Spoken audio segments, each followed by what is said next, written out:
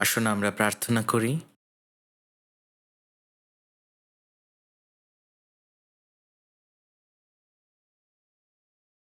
প্রিয় পবিত্র দয়াময় পিতা, তুমি আমাদেরকে অনেক অনেক ভালোবাসো।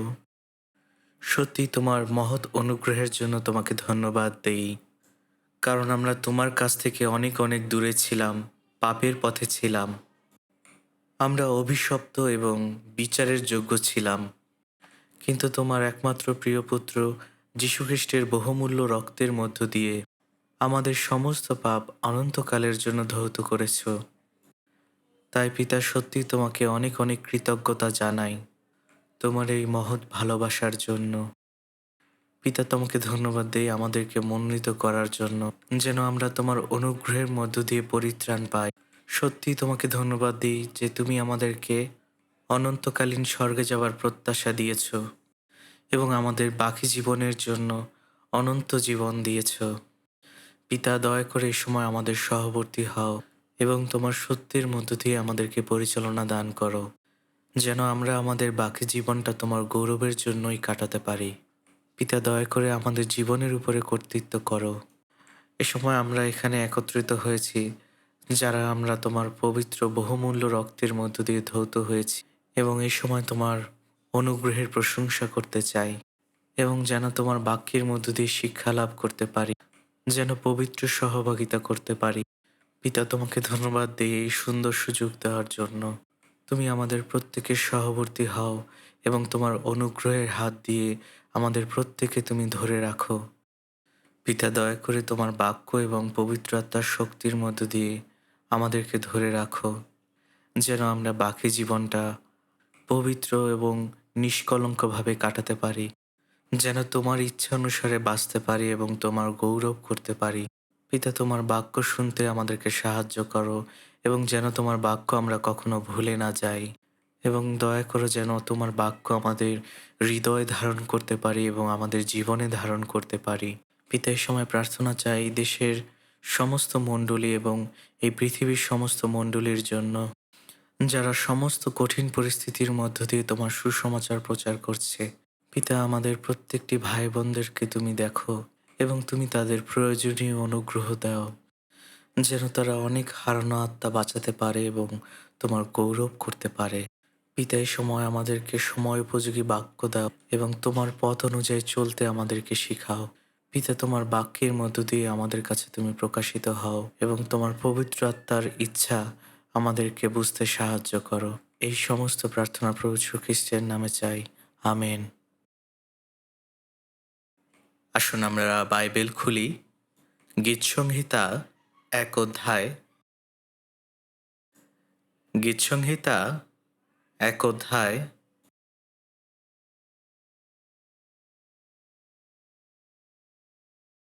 ১ থেকে ৬ পদ। আসুন আমরা একসাথে ধীরে ধীরে পড়ি। ধন্য সেই ব্যক্তি যে দুষ্টদের মন্ত্রণায় চলে না, পাপীদের পথে দাঁড়ায় না, নিন্দুকদের সভায় বসে না, কিন্তু সদাপ্রভুর ব্যবস্থায় আমোদ করে, তাহার ব্যবস্থা দিবারাত্র ধ্যান করে। সে জলস্রোতের তীরে রোপিত বৃক্ষের সদৃশ হইবে, যাহা যথাসময় ফল দেয়, যাহার পত্র ম্লান হয় না, আর সে যাহা কিছু করে তাহাতে কৃতকার্য হয়। দুষ্টুগণ সেইরূপ নহে, কিন্তু তাহারা বায়ুচালিত তুষের ন্যায়। এই জন্য দুষ্টুগণ বিচারে দাঁড়াইবে না, পাপীরা ধার্মিকদের মণ্ডলীতে দাঁড়াইবে না। কারণ সদাপ্রভু ধার্মিকগণের পথ জানেন, কিন্তু দুষ্টুদের পথ বিনষ্ট হইবে।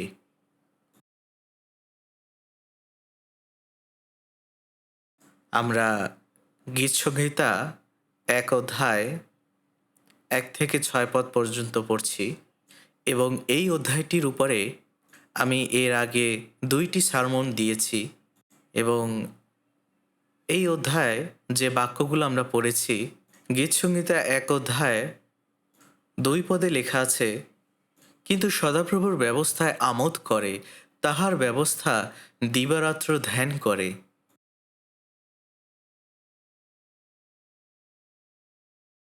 এখানে যে ব্যবস্থার কথা বলা হয়েছে,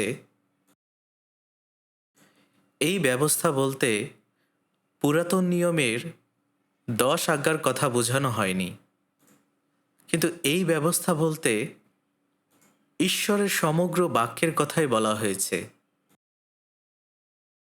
এখানে বলা হয়েছে ধন্য সেই ব্যক্তি। একজন পরিত্রাণপ্রাপ্ত খ্রিস্টিয়ান যিনি ঈশ্বরে আমোদ করে, তিনি মূলত সদাপ্রভুর ব্যবস্থাতেই আমোদ করেন এবং ঈশ্বরের ব্যবস্থাতেই তিনি দিনরাত ধ্যান করেন। এখানে বলা হয়েছে সদাপ্রভুর ব্যবস্থায় আমোদ করে, তাহার ব্যবস্থা দিবারাত্র ধ্যান করে। এখানে আমাদের অবস্থা কি? তাহলে এখানে আমাদের অবস্থা কি? আমরা যদি এই বিষয়টি নিয়ে চিন্তা করি যে আমরা কতটুকু ঈশ্বরের বাক্য নিয়ে আমোদ করি, আমরা কতটুকু ঈশ্বরের বাক্য নিয়ে চিন্তা করি, আমরা যতটা এই জগতের সমস্ত জাগতিক বিষয় নিয়ে আনন্দ করি, আমোদ করি, ঠিক ততটাই কি ঈশ্বরের বাক্য নিয়ে আনন্দ করি? ঠিক ততটাই কি আমরা ঈশ্বরের বাক্যের জন্য লালায়িত? আসুন আমরা এই বিষয়টি নিয়ে একটু চিন্তা করতে চাই। যদি আমাদের মধ্যে ঈশ্বরের বাক্যের প্রতি আকর্ষণ না থাকে, তাহলে এখানে অনেক বড় একটি সমস্যা রয়েছে, যেটা আসলে খুবই অস্বাভাবিক। আমাদেরকে অবশ্যই এই বিষয়টি নিয়ে চিন্তা করতে হবে। গীতসংহিতাতে ঈশ্বরের বাক্য নিয়ে আমোদ করার কথা বলা হয়েছে, অর্থাৎ ঈশ্বরে আমোদ করার কথা বলা হয়েছে। যখন আমরা ঈশ্বরের বাক্যের কাছে আসি, তখন মূলত আমরা ঈশ্বরের কাছেই আসি, এবং যখন আমরা ঈশ্বরের বাক্য থেকে দূরে সরে যাই, তখন আমরা ঈশ্বরের কাছ থেকেও দূরে সরে যাই। যোহন 1:1 লেখা আছে, আদিতে বাক্য ছিলেন এবং বাক্য ঈশ্বরের সহিত ছিলেন এবং বাক্য ঈশ্বর ছিলেন। এখানে কেন এই কথা বলা হয়েছে যে বাক্য ঈশ্বর ছিলেন? আমরা ঈশ্বরকে দেখতে পাই না, কিন্তু তার বাক্য আমরা শুনতে পারি।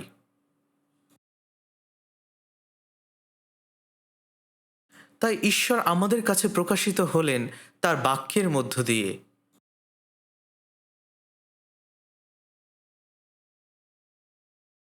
আর এই কারণেই ঈশ্বরের বাক্যের আলোক বলতে ঈশ্বরের আলোকেই বোঝানো হয়। এবং যখন আমরা ঈশ্বরের বাক্যের কাছে আসি, তখন আমরা ঈশ্বরের কাছেই আসি, এবং যখন আমরা ঈশ্বরের বাক্য থেকে দূরে যাই, তখন আমরা ঈশ্বরের কাছ থেকেই দূরে সরে যাই। আপনি যদি যাকব 4:8 দেখেন, সেখানে লেখা আছে, ঈশ্বরের নিকটবর্তী হও, তাহাতে তিনিও তোমাদের নিকটবর্তী হইবেন। যদি আমরা ঈশ্বরের কাছে যাওয়ার চেষ্টা করি, তাহলে তিনিও আমাদের নিকটবর্তী হন। সেই বিষয়টি এখানে বলা হয়েছে। যদি আপনি গীতসংহিতা 73:28 দেখেন, সেখানে বলা হয়েছে, কিন্তু ঈশ্বরের নিকটে থাকা আমারই পক্ষে মঙ্গল। আমি প্রভু সদাপ্রভুর শরণ লইলাম, যেন তোমার সমস্ত ক্রিয়া বর্ণনা করিতে পারি। যদি আপনি ঈশ্বরের কাছে থাকেন, শুধুমাত্র যে আপনি আত্মিক আশীর্বাদ পাবেন তা নয়, কিন্তু জাগতিক আশীর্বাদও আপনি পাবেন। এবং যদি আপনার পরিবার এখনো পরিত্রাণ না পেয়ে থাকে, তাহলে তারাও সে পরিত্রাণ পেতে পারে। এটাই ঈশ্বরের কাছ থেকে পাওয়া সবথেকে বড় আশীর্বাদ। আসুন আমরা গীতসংহিতা পুস্তক 73 গীতসংহিতা 73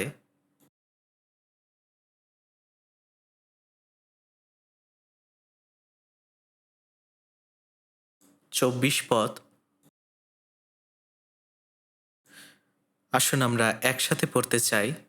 তুমি নিজ মন্ত্রণায় আমাকে গমন করাইবে, শেষে স্বপ্রতাপে আমাকে গ্রহণ করিবে।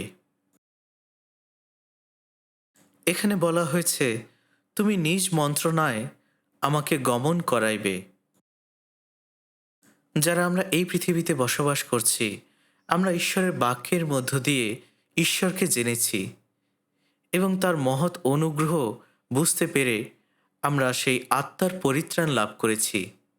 তাই পরিত্রাণ পাওয়ার পরে আমাদের খ্রিস্টীয় জীবন হল তার বাক্য অনুসারে জীবনযাপন করা। আর তাই এখানে লেখা আছে, তোমার নির্দেশের মধ্য দিয়ে তুমি আমাকে চালাবে, আর শেষে তোমার মহিমার মধ্যে আমাকে গ্রহণ করবে। যারা ঈশ্বরের বাক্যের মধ্য দিয়ে পরিত্রাণ পায়, তারা ঈশ্বরের বাক্যের মধ্য দিয়ে পরিচালিত হয় এবং ঈশ্বরের বাক্যই তাদেরকে রক্ষা করে। এবং এরপরে ঈশ্বর তাদেরকে স্বপ্রতাপে গ্রহণ করেন।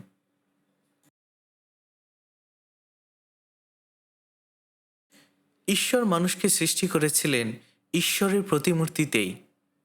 তিনি মানুষকে দিয়েছেন তার ভালোবাসা, তার জীবন, এবং তিনি আমাদেরকে পাপ থেকে পরিত্রাণ করে তার সন্তান করেছেন, যেন আমরা তার স্বর্গরাজ্যে প্রবেশ করতে পারি। এবং এই কারণে ঈশ্বরের একমাত্র উদ্দেশ্য হল যেন শেষে তিনি আমাদেরকে স্বপ্রতাপে গ্রহণ করতে পারেন। তাই আমরা যারা এই পৃথিবীতে রয়েছে, আমরা তার বাক্যের মধ্য দিয়ে পরিত্রাণ পেয়েছি এবং তার বাক্য দ্বারাই আমরা পরিচালিত হচ্ছি। আর এই কারণে এখানে লেখা আছে, তুমি আমার মন্ত্রণায় আমাকে গমন করাইবে, শেষে স্বপ্রতাপে আমাকে গ্রহণ করিবে। আমি এই বিষয়টি এর আগের বারও বলেছিলাম, তাই না? যে ঈশ্বরের বাক্যের মধ্য দিয়ে তিনি আমাদেরকে পরিচালিত করেন, তিনি আমাদের উপরে কর্তৃত্ব করেন। আমরা এই বাক্যটি পড়েছিলাম গীতসংহিতা ১১৯ অধ্যায় ১০৫ পদে লেখা আছে, তোমার বাক্য আমার চরণের প্রদীপ, আমার পথের আলোক। যদি অন্ধকার রাতে কোনো আলো না থাকে, তাহলে আমরা কখনোই কোনো পথ খুঁজে পাব না।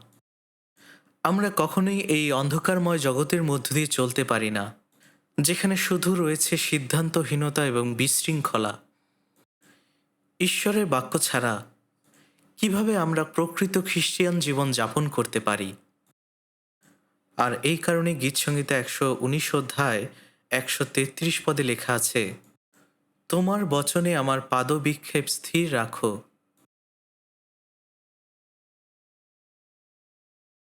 এখানে এই বিষয়টি বোঝানো হয়েছে যে আমাদের জীবনের প্রত্যেকটি পদক্ষেপ যেন ঈশ্বরের বাক্যের মধ্য দিয়ে স্থির হয় এবং আমাদের উপরে কখনো যেন কোনো অধর্ম কর্তৃত্ব না করে। যদি আমরা ঈশ্বরের বাক্যের বাধ্য হয়ে জীবনযাপন করি, তাহলে কখনোই কোনো অধর্ম আমাদের উপরে কর্তৃত্ব করবে না। তখন আমরা কোনো পাপ করব না। আর তাই ঈশ্বরের বাক্যের মধ্য দিয়ে আমরা পরিত্রাণ পেয়েছি। পরিত্রাণ পাওয়ার পরে আমরা একটি নতুন হৃদয় পেয়েছি, যেন আমরা আমাদের বাকি জীবনটা ঈশ্বরের বাক্যের বাধ্য হয়ে চলতে পারি এবং তিনি আমাদেরকে পরিচালিত করবেন যতদিন না আমরা তার রাজ্যে প্রবেশ না করছি। এবং যারা আমরা তার বাক্যের মধ্য দিয়ে পরিচালিত হচ্ছি, তাদেরকে তিনি শীঘ্রই স্বপ্রতাপে গ্রহণ করবেন। আর তাই এই মুহূর্তে তিনি আমাদেরকে তার বাক্যের মধ্য দিয়ে পরিচালিত করছেন, যেন ঠিক এর পরেই স্বপ্রতাপে আমাদেরকে তিনি গ্রহণ করতে পারেন। আসুন এই বাক্যটি নিয়ে আমরা চিন্তা করি। যারা ঈশ্বরের প্রতাপে প্রতাপান্বিত হবে, তাদেরকে যে শুধুমাত্র পরিত্রাণ পেতে হবে তা নয়, কিন্তু সেই সাথে তাদেরকে অবশ্যই ঈশ্বরের বাক্য অনুযায়ী জীবনযাপন করতে হবে। এখানে বলা হয়েছে, তুমি নিজ মন্ত্রণায় আমাকে গমন করাইবে, শেষে স্বপ্রতাপে আমাকে গ্রহণ করিবে। এই পৃথিবীতে অনেক অনেক মানুষ চার্চে যাচ্ছে, কিন্তু অনেকেই এখনও পরিত্রাণ পায়নি। এবং এমনকি যারা পরিত্রাণ পেয়েছে, তাদের মধ্যে খুব কম সংখ্যক লোক ঈশ্বরের বাক্য অনুযায়ী জীবনযাপন করছে। একজন প্রকৃত পরিত্রাণপ্রাপ্ত খ্রিস্টিয়ান, যিনি সত্যিই ধন্য, তার খ্রিস্টীয় জীবনযাপন ঠিক এমনই হতে হবে। আমরা যখন খ্রিস্টের বিচারাসনের সম্মুখে দাঁড়াবো, তখন তিনি এটাই দেখবেন যে আমরা তার বাক্য অনুসারে জীবনযাপন করেছি কিনা, আমরা তার বাক্যে আমোদ করেছি কিনা, তার বাক্য নিয়ে দিনরাত ধ্যান করেছি কিনা। তাই আমাদের জীবনের সবথেকে মূল উদ্দেশ্য হল ঈশ্বরের বাক্য শোনা, পড়া এবং বাধ্য থাকা।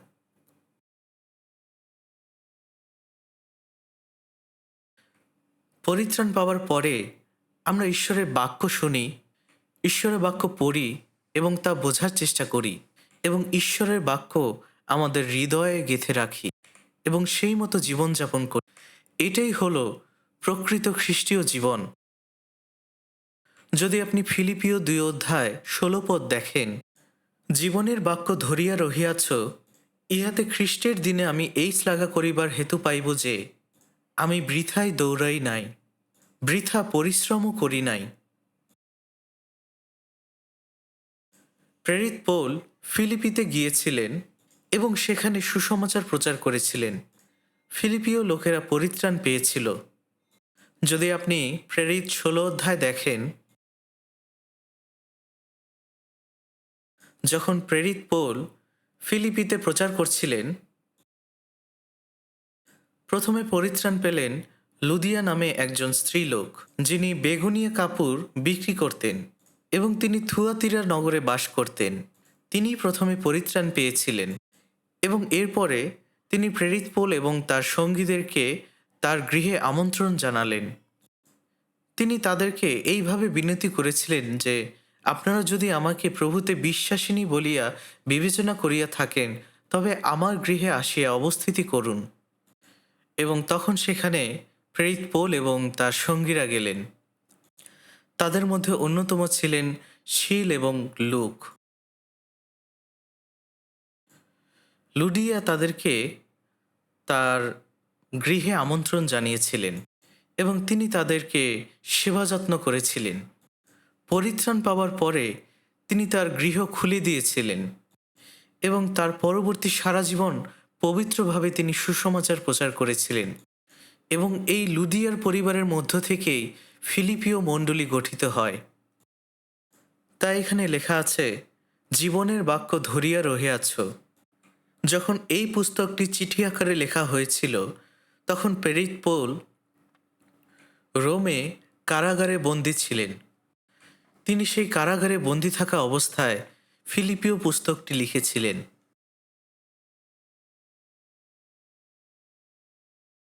এবং তিনি এখানে বলছেন যেন আমরা জীবনের বাক্যকে ধরে রাখি, ঈশ্বরের অনুগ্রহের সুসমাচারের বাক্যকে ধরে রাখি, যে জীবনের বাক্যের মধ্য দিয়ে আমরা পরিত্রাণ পেয়েছি, আমরা শুনেছি, আমরা পড়েছি এবং আমরা বুঝতে পেরেছি, এবং যেন সেই বাক্য অনুযায়ী আমরা জীবন যাপন করি। আর এই কারণে এখানে লেখা আছে যেন আমরা জীবনের বাক্যকে ধরে রাখি, যেন খ্রিস্ট যেদিন আসবেন সেদিন যেন আমি গর্ব করে বলতে পারি যে আমি চেষ্টা করেছি এবং আমার পরিশ্রম নিষ্ফল হয়নি। যখন প্রেরিত পৌল ফিলিপিওতে প্রচার করেছিলেন, তাকে জিহুদিরা ধরেছিল এবং তাকে জেলবন্দি করা হয়েছিল এবং সেখানে তিনি প্রায় মারা গিয়েছিলেন। প্রেরিত পৌলকে সুসমাচার প্রচার করার জন্য অনেক দুঃখ এবং কষ্টের মধ্য দিয়ে যেতে হয়েছিল। কিন্তু যদি সেই লোকগুলো যারা পরিত্রাণ পেয়েছিল, তারা যদি ঈশ্বরের বাক্য অনুযায়ী জীবনযাপন না করতে পারে, তাহলে হয়তোবা তিনি এটাই বলবেন যে আমি বৃথাই তোমাদেরকে জন্ম দিয়েছি, আমি হয়তোবা তোমাদের জন্য বৃথাই পরিশ্রম করেছি। জীবনের বাক্য হলো ঈশ্বরের বাক্যকে স্পষ্টভাবে বোঝা এবং সেই মতো জীবনযাপন করা। কেন আমরা অন্ধকার রাতে চলার সময় আলো জ্বালাই? যেন আমরা সঠিক পথে যেতে পারি। কিন্তু সেখানে যদি আলো না থাকে, তাহলে সেখানে কিছুই করার থাকে না। তাই আমরা যারা খ্রিস্টান হিসেবে জীবনযাপন করছি, আমাদেরকে অবশ্যই জীবনের বাক্যকে ধরে রাখতে হবে এবং সেই বাক্যের বাধ্য হতে হবে। আর এরপরে এখানে লেখা আছে, ইহাতে খ্রিস্টের দিনে আমি এই শ্লাঘা করিবার হেতু পাইব যে আমি বৃথা দৌড়াই নাই, বৃথা পরিশ্রমও করি নাই। এই বাক্যটি শুধুমাত্র প্রেরিত পৌলের জন্য নয়, যারা আমরা পরিত্রাণ পেয়েছি, খ্রিস্টিয়ান হয়েছি, আমাদের জন্য প্রযোজ্য। তাই আমাদেরকে অবশ্যই ঈশ্বরের জন্য জীবনযাপন করতে হবে এবং তার জন্য কাজ করতে হবে। এবং আমাদের জীবনে যদি জীবনের বাক্যকে ধরে না রাখি, তাহলে আমাদের সমস্ত পরিশ্রমের বৃথা। এবং যদি আমাদের পরিশ্রম বৃথা হয়ে থাকে, তাহলে যিশু যখন আবার আসবেন, তখন তিনি আমাদের কর্ম অনুসারে বিচার করবেন। কিন্তু যদি আমাদের সমস্ত পরিশ্রম বৃথা হয়ে যায়, তাহলে খ্রিস্টের দিনে যখন আমরা খ্রিস্টের কাছে দাঁড়াবো, তখন আমাদের জন্য কোনো পুরস্কারই থাকবে না। এখানে প্রেরিত পৌল বলেছেন, আমি বৃথায় দৌড়াই নাই। আপনি যদি 1 কোরিন্থীয় 9 অধ্যায় দেখেন, 24 পদে লেখা আছে, তোমরা এই রূপে দৌড়াও যেন পুরস্কার পাও। এখানে পুরস্কারের কথা বলা হয়েছে। প্রেরিত পৌল তিনি একটি দৌড় প্রতিযোগিতার সাথে খ্রিস্টিয়ান জীবনের তুলনা করেছেন। যারা দৌড় প্রতিযোগিতায় অংশগ্রহণ করে তাদেরকে সবসময় লক্ষ্যের দিকে দৌড়াতে হবে। এমনকি কখনো কখনো এটি অনেক কঠিন হয়ে দাঁড়ায়, তাদের পায়ে ব্যথা করে, তারা একটা সময় দৌড়াতে দৌড়াতে হাঁপিয়ে ওঠে, কিন্তু এরপরও তারা তাদের সমস্ত কিছু দিয়ে তাদের লক্ষ্যের দিকে দৌড়াতে থাকে। আর ঠিক তেমনই পরিত্রাণ পাওয়ার পরে যদি আমরা আমাদের খ্রিস্টিয়ান জীবনটা সঠিকভাবে জীবনযাপন না করি, তাহলে সমস্ত কিছুই অর্থহীন হয়ে দাঁড়াবে। এখানে বলা হয়েছে জীবনের বাক্য ধরিয়া রাখো। আমাদের চার্চের নাম ইংলিশে লাইফ ওয়ার্ড মিশন, অর্থাৎ জীবনের বাক্য। যখন আমি ফিলিপিও 2:16 পড়ছিলাম, এই বাক্যটি আমার মনোযোগ কেড়ে নিয়েছিল। জীবনের বাক্যকে ধরে রাখার অর্থ শুধুমাত্র বুঝতে পারা নয়, কিন্তু তা প্রচার করা।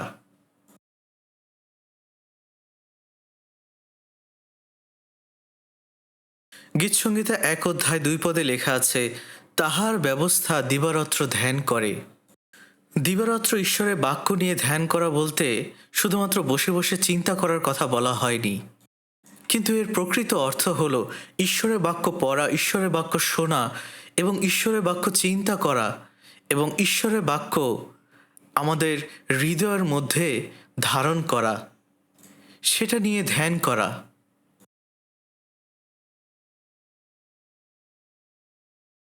কিছু কিছু ব্যাখ্যায় ধ্যান করা বলতে এটাই বোঝানো হয়েছে, ঈশ্বরের বাক্য নিচ স্বরে বারবার পড়া অথবা মনে মনে পড়া। অর্থাৎ এই ধ্যান করা বলতে বারবার একই বাক্য পড়া, ঠিক যেমনটা আমরা মনে রাখার জন্য জোরে জোরে পড়ি এবং মুখস্থ করার চেষ্টা করি, যেন আমাদের কান সেটা শুনতে পারে এবং আমাদের হৃদয় যেন সেই বাক্য দিয়ে পরিপূর্ণ হয়। ঈশ্বরের বাক্য নিয়ে ধ্যান করার অর্থ হল ঈশ্বরের বাক্যের সাথে আপনার জীবনের সম্পর্ক করা, যেন সেই বাক্য আপনার হৃদয়ে থাকে, আপনার জীবনের মধ্যে থাকে। এটাই হলো ঈশ্বরের বাক্য নিয়ে ধ্যান। কলসীয় 3:16 লেখা আছে, খ্রিস্টের বাক্য প্রচুর রূপে তোমাদের অন্তরে বাস করুক। এখানে বলা হয়েছে যেন আমাদের হৃদয়ের মধ্যে খ্রিস্টের বাক্য প্রচুর পরিমাণে থাকে। পরিত্রাণ পাওয়ার পরে যখন আমরা বাক্য পড়ি, বাক্য শুনি এবং বাক্য থেকে শিক্ষা লাভ করি, আমাদের হৃদয়ের মধ্যে যেন খ্রিস্টের বাক্য প্রচুর পরিমাণে থাকে। কিছু কিছু মানুষ রয়েছে যারা খুব অল্পতেই রাগান্বিত হয় এবং তারা গালিগালাজ করে। যদি আপনি তাদেরকে কোনোভাবে আঘাত করেন, তখন তাদের মধ্য থেকে সেই রাগ, ক্রোধ এবং খারাপ চিন্তাগুলো বের হয়ে আসে। কিন্তু যখন খ্রিস্টের বাক্য আমাদের অন্তরের মধ্যে প্রচুর পরিমাণে থাকবে, আমাদের সমস্ত জীবন তখন পরিবর্তিত হবে এবং আমরা ঈশ্বরের বাক্য অনুযায়ী চলতে পারব। তখন ঈশ্বরের বাক্যই হবে আমাদের জীবনের পথ প্রদর্শক। তাই তখন আমরা ঈশ্বরের বাক্য অনুযায়ী চলতে পারব। আর এই কারণে এখানে লেখা আছে, খ্রিস্টের বাক্য যেন প্রচুর পরিমাণে আমাদের অন্তরে থাকে। যদি আপনি যিহোশীয় 1:8 দেখেন, আজকে আমার অনেক কিছু বলার রয়েছে, তাই আমরা বাইবেলে বাক্যগুলো খুঁজতে যাব না, আমি শুধুমাত্র সেই বাক্যগুলো পড়ে যাব। যদি আপনি যিহোশীয় 1:8 দেখেন, ঈশ্বর যিহোশীয়কে বলছেন, তোমার মুখ হইতে এই ব্যবস্থা পুস্তক বিচলিত না হোক, তন্মধ্যে যাহা যাহা লিখিত আছে যত্নপূর্বক সেই সকলের অনুযায়ী কর্ম করণার্থে তুমি দিবারাত্র তাহা ধ্যান করো, কেননা তাহা করিলে তোমার শুভ গতি হইবে ও তুমি বুদ্ধিপূর্বক চলিবে। এখানে বলা হয়েছে এই ব্যবস্থা পুস্তক অর্থাৎ ঈশ্বরের বাক্য তোমার মুখ থেকে যেন কখনো চলে না যায়, এবং ব্যবস্থার সমস্ত কাজ করার জন্য তুমি দিবারাত্র তা ধ্যান করো, এবং যদি তুমি তা করো তাহলে তোমার উন্নতি হবে ও তুমি বুদ্ধিপূর্বকভাবে চলবে। অর্থাৎ এখানে বলা হয়েছে সেই বাক্য পালনের মধ্য দিয়ে সে ঈশ্বরের আশীর্বাদ লাভ করবে। আপনি যদি লুক 11 অধ্যায় 28 পদ দেখেন, যিশু যখন প্রচার করছিলেন তখন ভিড়ের মধ্যে একজন স্ত্রী লোক এই কথা বলেছিলেন, ধন্য সেই গর্ভ যাহা আপনাকে ধারণ করিয়াছিল, আর সেই স্তন যাহার দুগ্ধ আপনি পান করিয়াছিলেন। আপনি যদি ক্যাথলিক সম্প্রচারগুলো দেখেন, সেখানে তাদের কিছু রীতিনীতি রয়েছে। সেখানকার পুরোহিত বা ফাদাররা এই কথাগুলো বলে। তারা বলে মরিয়ম বা ম্যারি হলেন তাদের বিশ্বমাতা। তারা বলে ধন্য তোমার সেই গর্ভ, যে গর্ভে তুমি প্রভু যীশু খ্রিস্টকে ধারণ করেছিলে। এবং তারা এটাও বলে ধন্য তোমার স্তন, যার দুগ্ধ যীশুখ্রিস্ট পান করেছিলেন। তারা এই বাক্যগুলো বারবার বলে যখন তারা মরিয়মকে প্রশংসা করে।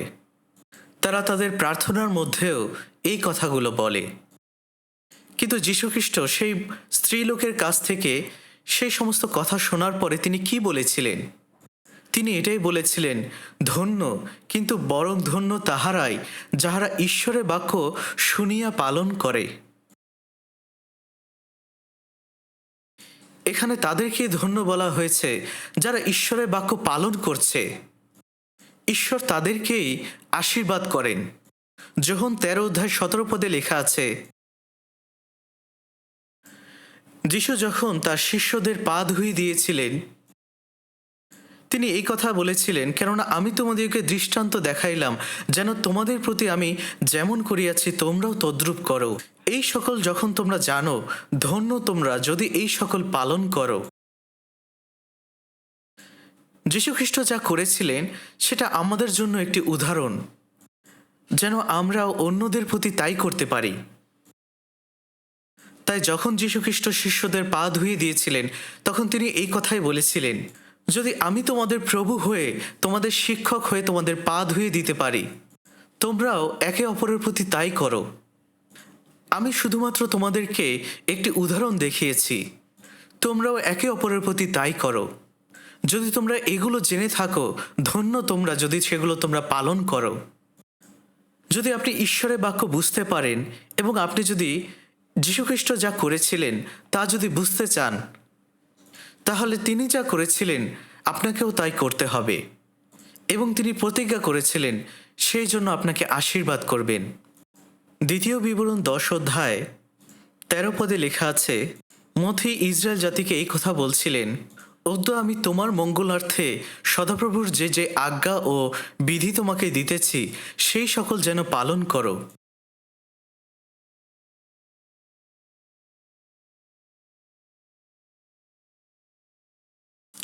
ঈশ্বর মসির মধ্য দিয়ে ইসরায়েল জাতিকে যে আজ্ঞা ও বিধি দিয়েছিলেন সেগুলো তাদের জন্য মঙ্গল ছিল।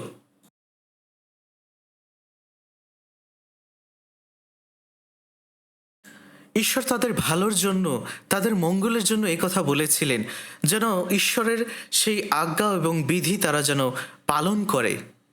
তাদের ভালোর জন্য, তাদের মঙ্গলের জন্যই তিনি তাদেরকে ঈশ্বরের এই আজ্ঞাগুলো পালন করতে বলেছিলেন।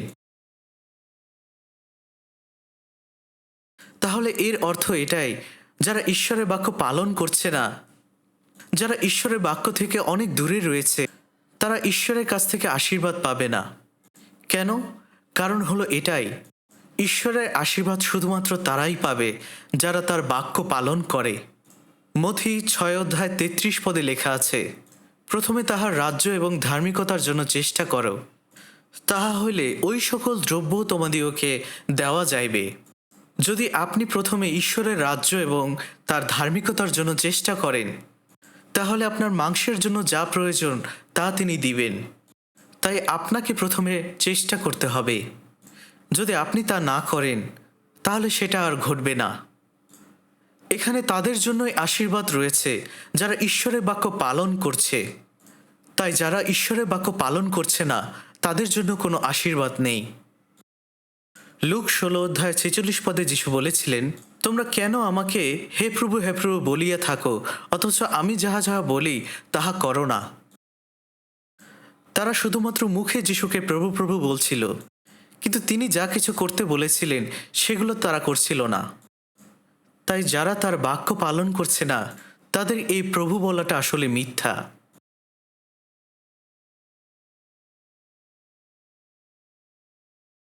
খ্রিস্টিয়ানরা অবশ্যই তারা সুখী হতে চায় এবং আশীর্বাদ পেতে চায়, কিন্তু যারা ঈশ্বরের বাক্য থেকে অনেক অনেক দূরে এবং যারা ঈশ্বরের বাক্য পালন করছে না, তারা সত্যিকার অর্থে ভণ্ড। যেমনটা ধরা যাক,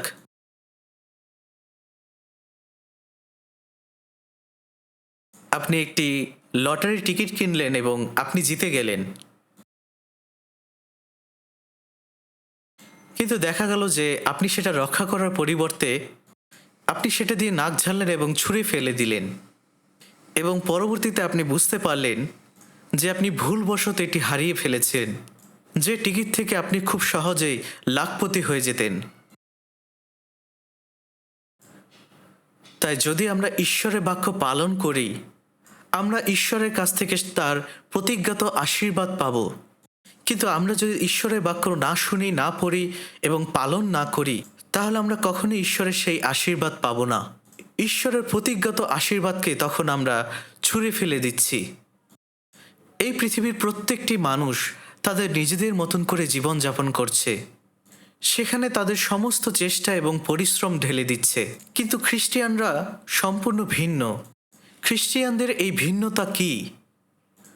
তারা আসলে কখনোই তাদের নিজেদের চেষ্টায়, নিজেদের পরিশ্রমে ভালো থাকতে পারে না, কিন্তু যখন আমরা ঈশ্বরের বাক্য পালন করি, তখন আমরা সেই ঈশ্বরের প্রতিজ্ঞাত আশীর্বাদের মধ্যে থাকি। আমি আমার সমস্ত কিছু ঈশ্বরের কাছে দিয়েছি এবং ঈশ্বরের বাক্য আমার হৃদয় ধারণ করেছি এবং সেই মতো পালন করার চেষ্টা করছি, এবং আমার বোঝার সাথে ঈশ্বরের বোঝার আদান প্রদান করেছি।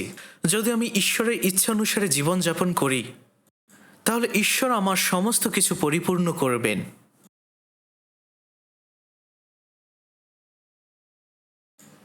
তাই খ্রিস্টিয়ানরা যদি এইভাবে জীবনযাপন না করতে পারে এবং তারা যদি ঈশ্বরের বাক্য শুধুমাত্র শোনে এবং পড়ে, কিন্তু সেগুলো যদি তাদের হৃদয়ে ধারণ না করে, তাদের জীবনে যদি ধারণ না করে, তাহলে অবশ্যই তাদেরকে অনুতপ্ত হতে হবে। তাদেরকে সেই ভুল পথ থেকে ফিরে আসতে হবে। অবাধ্যতা সবচেয়ে বড় পাপ। তাই তাদেরকে অবশ্যই স্বীকার করতে হবে এবং ফিরে আসতে হবে এবং ঈশ্বরের বাক্যের বাধ্যতায় জীবনযাপন করতে হবে। একজন খ্রিস্টিয়ানের জীবন হলো ঈশ্বরের বাক্যের বাধ্যতার জীবন। এটাই হলো আমাদের সত্যিকারের খ্রিস্টিয়ান লাইফ। যদি আপনি গীতসংহিতা 1 অধ্যায় 1 পদ দেখেন, সেখানে লেখা আছে, ধন্য সেই ব্যক্তি যে দুষ্টদের মন্ত্রণায় চলে না, পাপীদের পথে দাঁড়ায় না, নিন্দুকদের সভায় বসে না। এবং 3 পদে কি লেখা আছে? সেখানে লেখা আছে, সে জলস্রোতের তীরে রোপিত বৃক্ষের সদৃশ হইবে, যাহা যথাসময় ফল দেয়, যাহার পত্র ম্লান হয় না, আর সে যাহা কিছু করে তাহাতেই কৃতকার্য হয়।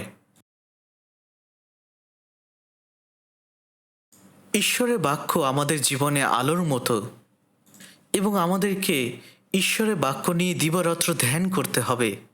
যখন আমরা ঈশ্বরের বাক্য জানি কিন্তু যখন আমরা পালন না করি, এর অর্থ হলো আমরা দুষ্টদের মন্ত্রণায় চলছি, আমরা পাপীদের পথে দাঁড়াচ্ছি এবং নিন্দুকদের সভায় বসছি।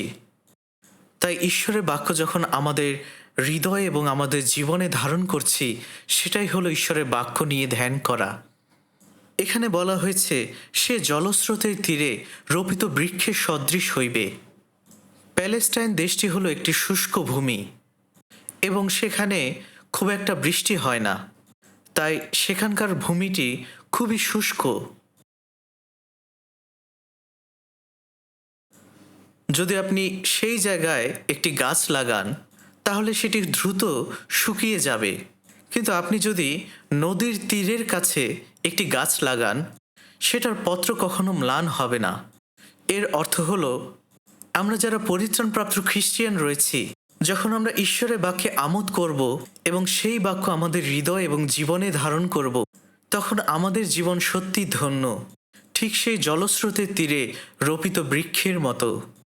যে গাছটি নদীর তীরে লাগানো হয়েছে, সেই গাছটি খুব সহজেই নদীর কাছ থেকে জল পাবে এবং এই কারণে খুব দ্রুত সে বৃদ্ধি পাবে।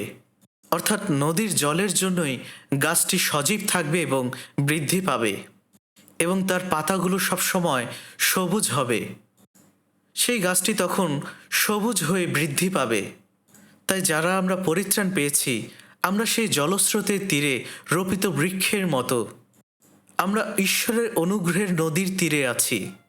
আমরা যদি আমাদের জীবনে ঈশ্বরের অসীম অনুগ্রহ পাই, তাহলে আমাদের জীবনে যে কোনো পরিস্থিতি আসুক না কেন, আমরা কখনোই ম্লান হব না। তাই তখন আমরা সমস্ত কাজের মধ্য দিয়ে আমরা ফলবান হতে পারব। আমাদের পত্র কখনো ম্লান হবে না।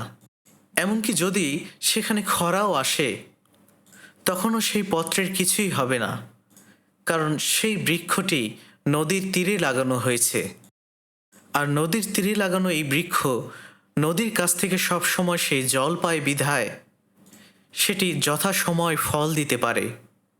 ঠিক তেমনি আমাদের জীবনে সঠিক সময়ে আমরা সেই ফল ধরতে পারব।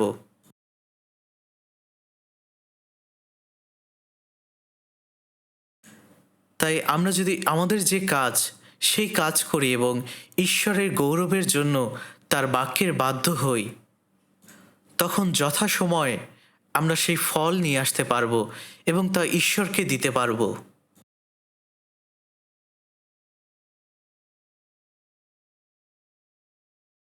যদি আপনি মথি 15 অধ্যায় 13 পদ দেখেন, সেখানে যীশুখ্রিস্ট এই কথা বলেছিলেন। তিনি উত্তর করিয়া কহিলেন, আমার স্বর্গীয় পিতা যে সকল চারা রোপণ করেন নাই, সে সকল উপড়াইয়া ফেলা যাইবে। এখানে খুব সাধারণভাবে তাদের কথাই বলা হয়েছে যারা ঈশ্বরকে বিশ্বাস করে এবং চার্চে যায়, কিন্তু তাদের মধ্যে সেই জীবন নেই যে জীবনটা ঈশ্বর রোপণ করেছিলেন। তাই তারা আসলে ঈশ্বরের রোপিত বৃক্ষ নয়। তারা আসলে ভুল জায়গায় রোপিত হয়েছে। যে গাছটিকে নদীর জলের কাছে রোপণ করা হয়, তার মূল কখনো উৎপাটন করা হয় না, কারণ সেই গাছগুলো ঈশ্বরের দ্বারা রোপিত হয়েছে। তাই সেখানে খরা আসলেও কখনো তা শুষ্ক হয় না, কখনো তার পত্র ম্লান হয় না। আর এই কারণে সেই গাছগুলো বৃদ্ধি পাবে এবং ফলবান হবে।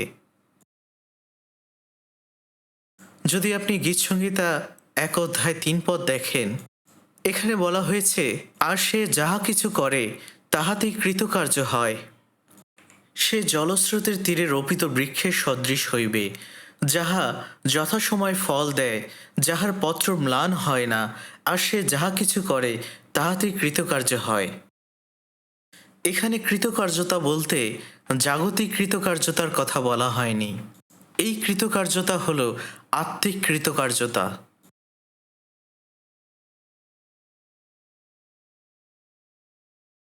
যখন আপনি সম্পূর্ণভাবে ঈশ্বরের অনুগ্রহের উপর নির্ভরশীল হবেন এবং ঈশ্বরের সাহায্যের মধ্য দিয়ে, ঈশ্বরের অনুগ্রহের মধ্য দিয়ে আপনি সমস্ত কিছুতে কৃতকার্য হবেন, এটাই আসলে এখানে বোঝানো হয়েছে। অর্থাৎ ঈশ্বরের বাক্য নিয়ে ধ্যান করা, ঈশ্বরের বাক্যকে পালন করা। যারা ঈশ্বরের বাক্যকে পালন করে, তাদের জীবনে যত দুঃখ এবং কষ্ট আসুক না কেন, তারা ঈশ্বরের কর্তৃত্বের মধ্যে থাকে। তাদেরকে আর কোনো কিছু নিয়ে ভয় করতে হবে না, কারণ তাদেরকে ঈশ্বর রক্ষা করছেন। তাই যে গাছটি জলস্রোতের তীরে লাগানো হয়েছে, তার প্রচুর পরিমাণে বৃদ্ধি হবে এবং সেটি ঠিক সময়ে ফল দেবে। ঠিক তেমনি আমাদের জীবনে যতই বাধা এবং বিপত্তি আসুক না কেন, ঈশ্বর আমাদেরকে পরীক্ষা করেন, আমাদেরকে আরও নিখুঁত করেন, যেন আমরা তার প্রতি বিশ্বাসে বৃদ্ধি পেতে পারি। আর এটাই হলো সেই ফল, আর এই ফলই হলো ঈশ্বরের গৌরব। জলস্রোতের তীরে লাগানো সেই গাছটির পত্র কখনো ম্লান হয় না। যে খ্রিস্টিয়ানরা ধন্য, যারা ঈশ্বরের বাক্যে আমোদ করে, যারা ঈশ্বরের বাক্য পালন করে এবং তাদের হৃদয়ের মধ্যে ধরে রাখে, তাদের জীবনের মধ্যে রাখে, তাদের জীবন তখন ধীরে ধীরে পরিবর্তিত হয় এবং তারা সবসময় শান্তিতে থাকতে পারে। তাদের মুখ আরও উজ্জ্বল হয়, তারা তখন সবসময় আনন্দে থাকে। তাদের জীবনে যত কষ্ট এবং দুঃখ আসুক না কেন, তারা কখনো হতাশ হয় না। আসুন আমরা প্রথম পিতর ৫ অধ্যায় ১০ পদ দেখি। প্রথম পিতর ৫ অধ্যায়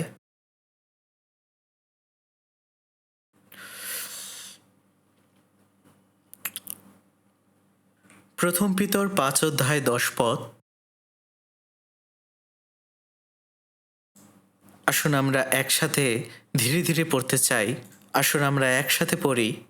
আর সমস্ত অনুগ্রহের ঈশ্বর, যিনি তোমাদিগকে খ্রিস্টে আপনার অনন্ত প্রতাপ প্রদানার্থে আহ্বান করিয়াছেন, তিনি নিজে তোমাদের ক্ষণিক দুঃখভোগের পর তোমাদিগকে পরিপক্ক, সুস্থির, সবল, বদ্ধমূল করিবেন।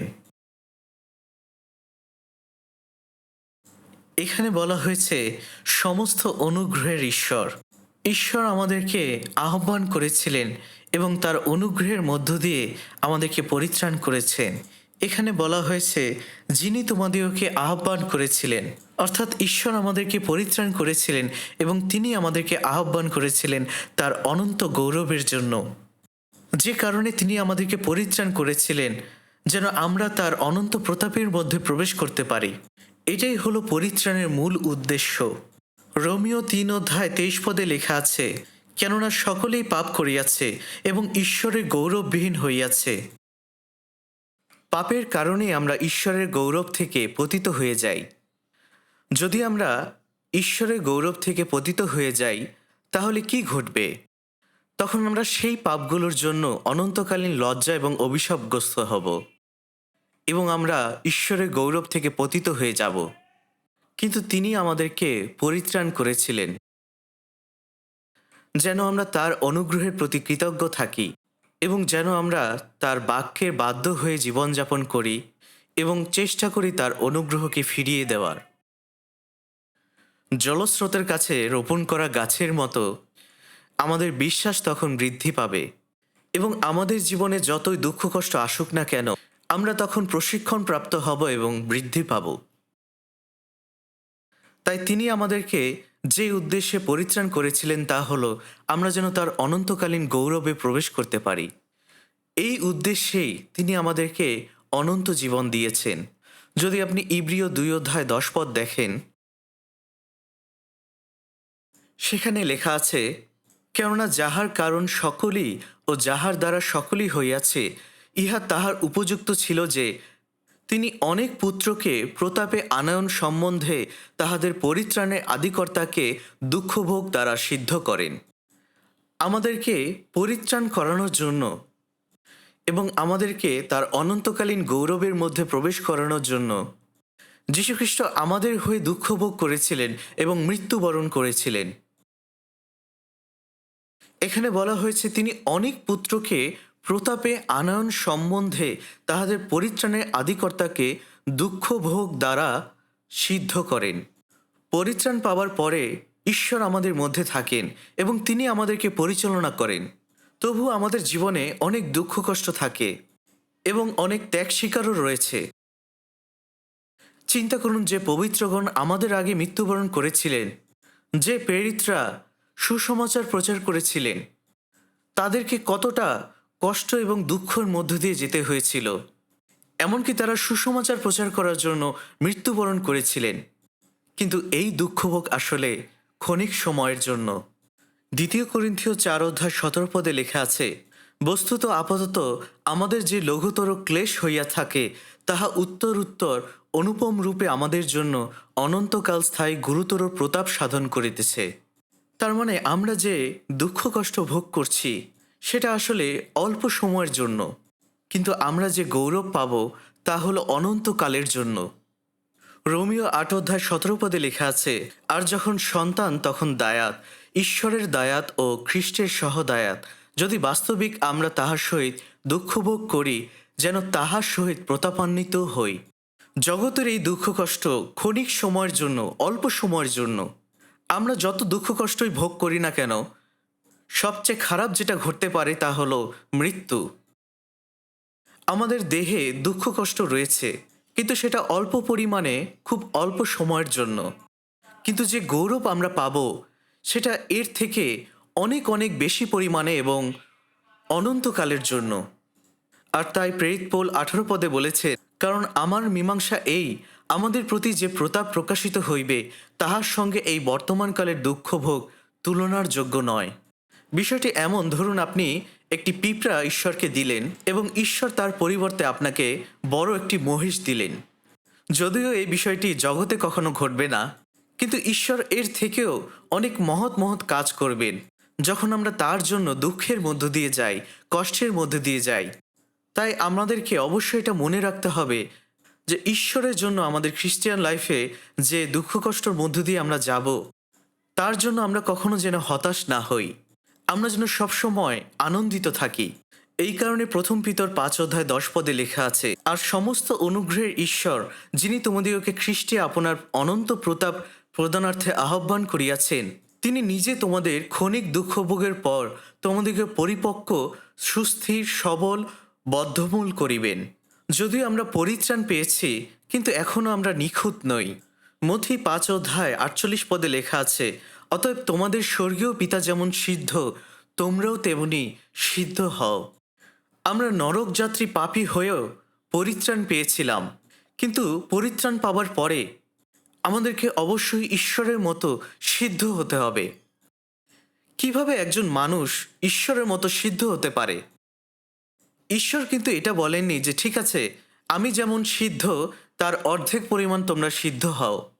প্রভু এটাই বলেছিলেন, তোমাদের স্বর্গীয় পিতা যেমন সিদ্ধ, তোমরাও তেমনি সিদ্ধ হও। তাই ঈশ্বরের বাক্যের মধ্য দিয়ে ঈশ্বর আমাদেরকে সিদ্ধ করেন। তিনি আমাদেরকে সংস্থাপন করেন, আমাদেরকে শক্তি যোগান, যেন আমরা যত দুঃখ কষ্টের মধ্য দিয়ে যাই না কেন, আমরা যেন কখনো পড়ে না যাই। তিনি আমাদেরকে ধরে রাখেন, তিনি আমাদেরকে প্রতিষ্ঠিত করবেন, আমাদেরকে সিদ্ধ করবেন। সমস্ত শক্তি তিনি আমাদের যোগাবেন এবং তিনি আমাদেরকে ধরে রাখবেন। আর এই কারণে তিনি আমাদের জীবনে দুঃখ কষ্ট দিয়ে থাকেন। তাই এই দুঃখ কষ্টগুলো আমাদের জন্য মঙ্গল। আমি দেখেছি যারা পাস্টর হতে চায়, তাদের মধ্যে কেউ কেউ রয়েছে অনেক ভালো। তারা খুবই শান্ত এবং নম্রভদ্র, তাদের মধ্যে জ্ঞান রয়েছে, এমনকি তারা সুন্দর প্রচার করতে পারে, সব কিছুই ভালো। কিন্তু তারা যার জন্য প্রস্তুত নয় তা হলো তারা একেবারেই প্রশিক্ষণপ্রাপ্ত নয়। তারা আসলে অনেক দুর্বল। একটি গ্রিন হাউসে থাকা একটি গাছের মতো তারা দুর্বল। যারা দুঃখ কষ্ট ছাড়া বৃদ্ধি পেয়েছে, তারা কখনো এটি বহন করতে পারবে না। এমনকি সামান্য দুঃখ কষ্ট চলে আসলে তারা পতিত হয়ে যাবে। তারা তখন এটাই চিন্তা করে, আমি মরে যাচ্ছি। আসলে সেই ব্যক্তিটি সুসমাচার প্রচার করতে পারে না। এটা আসলে খুবই দুঃখজনক বিষয়। দুঃখ কষ্টের মধ্য দিয়ে ঈশ্বর আমাদেরকে প্রশিক্ষণ দেন, তিনি আমাদের পরীক্ষা করেন এবং তিনি আমাদেরকে আরও নিখুঁত করে গড়ে তোলেন। আর এই কারণে প্রেরিতেরা এত এত দুঃখ কষ্টের মধ্য দিয়ে গিয়েছিলেন। তারা যত দুঃখ কষ্টের মধ্য দিয়ে গিয়েছিলেন, ততটাই তারা শক্তিশালী হয়ে গিয়েছিলেন। তাই তাদের জীবনে যত দুঃখ কষ্ট এসেছিল, তারা কখনো ভেঙে পড়েননি, তারা আরও সুস্থির হয়েছিল। তাই খ্রিস্টিয়ানরা, আমরা যারা পরিত্রাণ পেয়েছি, আমাদেরকে এটা অবশ্যই বুঝতে হবে যে ঈশ্বর আমাদেরকে প্রশিক্ষণ দিচ্ছেন। তিনি আমাদেরকে দুঃখ কষ্টের মধ্য দিয়ে প্রশিক্ষণ দিচ্ছেন, যেন আমরা বিশ্বাসে বৃদ্ধি পেতে পারি, যেন আমরা তার গৌরবের জন্য ফল দিতে পারি এবং যেন আমরা তার অনন্তকালীন গৌরবে প্রবেশ করতে পারি। যীশুখ্রিস্ট দুঃখ কষ্টকে গ্রহণ করেছিলেন যেন তিনি আমাদেরকে তার গৌরব দিতে পারেন, তার প্রতাপ দিতে পারেন। তাহলে এটা কি যৌক্তিক না যে তার গৌরবের জন্য আমাদেরকেও দুঃখ কষ্ট গ্রহণ করতে হবে? তাই এই বিষয়টি ইব্রিয় 2:10 লেখা আছে, আমাদেরকে অবশ্যই এটা বুঝতে হবে যে আমাদের জন্য দুঃখ কষ্ট রয়েছে, যেন আমরা তার প্রতাপের মধ্যে প্রবেশ করতে পারি। তাই আমাদের জীবনে যখন দুঃখ কষ্ট আসবে, আমাদেরকে তা গ্রহণ করতে হবে এবং এই কারণে আনন্দ করতে হবে। এবং আমরা এটা চিন্তা করতে পারি যে এর জন্য ঈশ্বর আমাদেরকে কতটা অনুগ্রহ প্রদান করবেন। গীত 1 অধ্যায় 4 পদে লেখা আছে, দুষ্টগণ সেইরূপ নহে, কিন্তু তারা বায়ুচালিত তুষের ন্যায়। কিন্তু যারা ধন্য তারা সদাপ্রভুর ব্যবস্থায় আমোদ করে, তাহার ব্যবস্থা দিবারাত্র ধ্যান করে।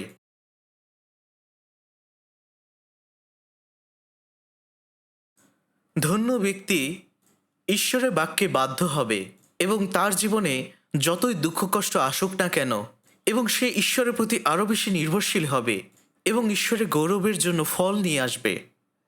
কিন্তু যারা দুষ্ট তারা এই রকম নয়। ঈশ্বরের চোখে ধার্মিক এবং অধার্মিক সবসময় আলাদা।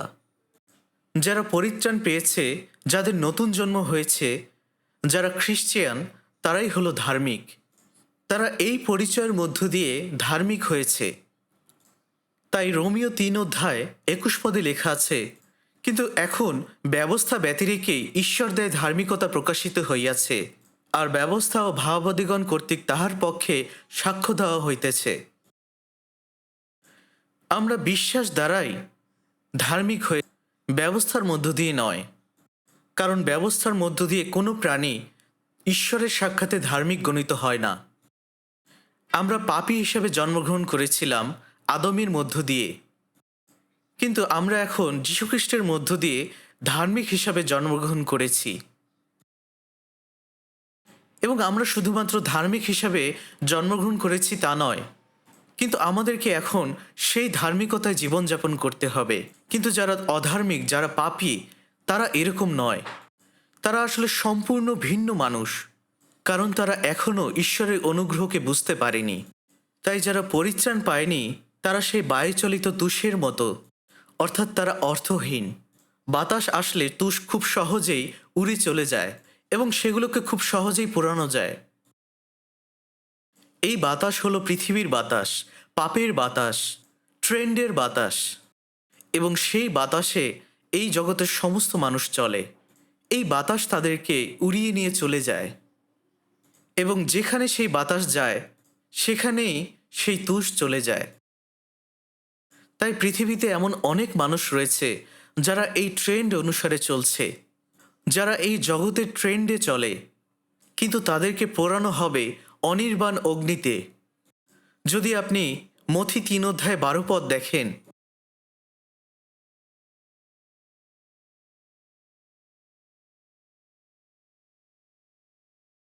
যীশুখ্রিস্ট ফরিসীদের বলেছিলেন যে, হে সর্পের বংশেরা, তোমরা ঈশ্বরের ক্রোধ হতে কিভাবে পালাবে? এবং তিনি এটা বলেছিলেন, তাহার কুলা তাহার হস্তে আছে, আর তিনি আপন খামার সুপরিষ্কার করিবেন এবং আপনার গম গোলায় সংগ্রহ করিবেন, কিন্তু তুষ অনির্বাণ অগ্নিতে পোড়াইয়া দিবেন। এখানে বলা হয়েছে তার কুলা তার হাতে আছে, আর তিনি তার খামার পরিষ্কার করবেন এবং তার গম গোলায় সংগ্রহ করবেন, কিন্তু তুষ অনির্বাণ আগুনে পুড়িয়ে দেবেন। তুষকে যেভাবে আগুনে পোড়ানো হয়, ঠিক যারা পাপী, যারা অধার্মিক, তাদেরকেও একইভাবে পোড়ানো হবে। এখানে অনির্বাণ আগুন বলতে নরকের অনন্তকালীন আগুনের কথা বলা হয়েছে।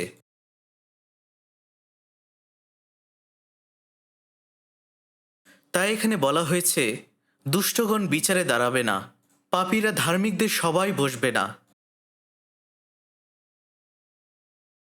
অধার্মিকরা ঈশ্বরের বিচারের সামনে দাঁড়াতে পারবে না, তারা সেখান থেকে কোনো মতে পালিয়ে যেতে পারবে না, এবং পাপীরা কখনো ধার্মিকদের সভায় বসতে পারবে না। ধার্মিকদের সভা হলো পরিত্রাণপ্রাপ্ত খ্রিস্টিয়ানরা যেখানে রয়েছে। পাপীরা কখনো সেই সভায় বসতে পারবে না, সেখানে প্রবেশ করতে পারবে না।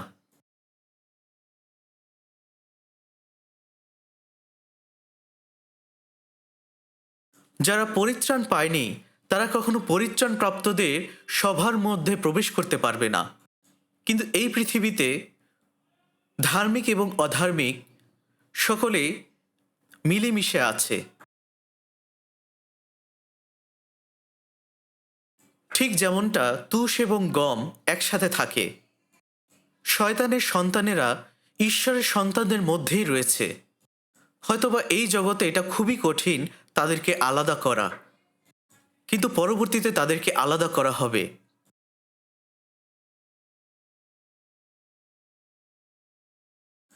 যত বেশি গম হবে তত সেগুলো মাটিতে নিচে পড়ে যাবে, এবং তুষগুলো যত বেশি হবে তত সেগুলো উপরে উড়ে যাবে। সেগুলো মাথা উঁচু করে উপরে উঠতে থাকবে। তাই এই ব্যবস্থার কখনো পরিবর্তন ঘটবে না। হয়তোবা এই জগতে অধার্মিকেরা, পাপীরা ধার্মিকদের মধ্যেই রয়েছে। পরিত্রাণ প্রাপ্তদের মধ্যেও কিছু লোক রয়েছে যারা পরিত্রাণ পায়নি, তাই তারা এখন মিশ্রিত অবস্থায় রয়েছে। তাই কখনো কখনো এই সমস্যাগুলো দেখা যায় বিশ্বাসের ঘাটতির কারণে।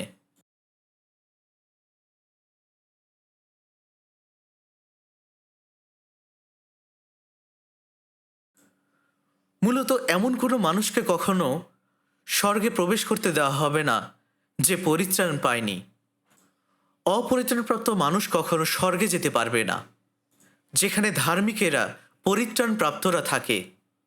তাই এখানে বলা হয়েছে পাপীরা ধার্মিকদের মণ্ডলীতে দাঁড়াবে না। পাপীরা কখনো ঈশ্বরের রাজ্যে বাস করতে পারবে না। ঈশ্বর ধার্মিকদের পথ জানেন, কিন্তু অধার্মিকদের পথ বিনষ্ট হবে। এখানে বলা হয়েছে কারণ সদাপ্রভু ধার্মিকগণের পথ জানেন, কিন্তু দুষ্টদের পথ বিনষ্ট হইবে। ঈশ্বর ধার্মিকদের চেনেন এবং তাদের জন্য তিনি আনন্দিত হন।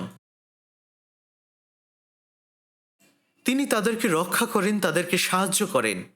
তাই ঈশ্বর ধার্মিকদের পথ জানেন, কিন্তু দুষ্টদের পথ বিনষ্ট হইবে।